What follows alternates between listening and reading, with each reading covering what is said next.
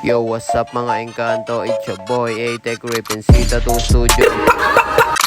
Hey, and for today's project, meron tayong memorial tattoo. Itong design natin ay idinededicate ni Sir para sa misis niyang OFW na nasawi sa Israel sa last terrorist attack sa border ng Gaza. Nag-request si Sir kung pwede natin siyang ipag-customize ng design dedicated sa misis niya. Kaya naman sinubukan nating ibigay yung best natin. So naisip ko gumamit ng mapa ng Israel as background. Tapos nilagyan din natin siya ng pocket clock na basag since huminto na yung oras ni ma'am. Lagay din tayo ng daffodil na bird flower ni ma'am. Saka natin kukulayan ng blue dahil ayun daw yung favorite color ni ma'am. Ito naisip kong representasyon ng life ni ma'am when she was born and pocket clock when she passed. Ali meron na tayong connection ng life and death.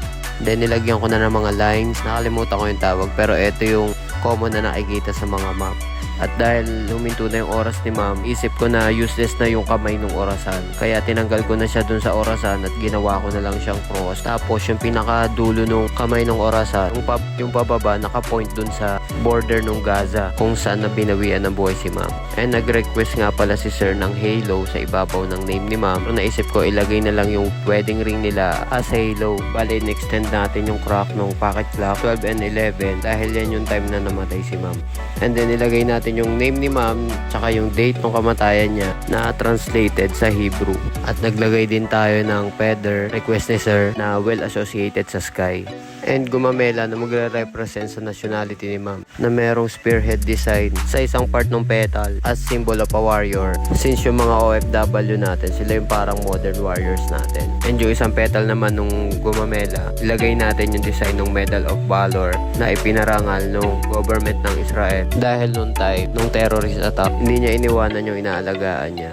And ayun, nag-all out tayo sa meaning and details nung design natin. Bali, on process, nasa upper part na tayo ng clock.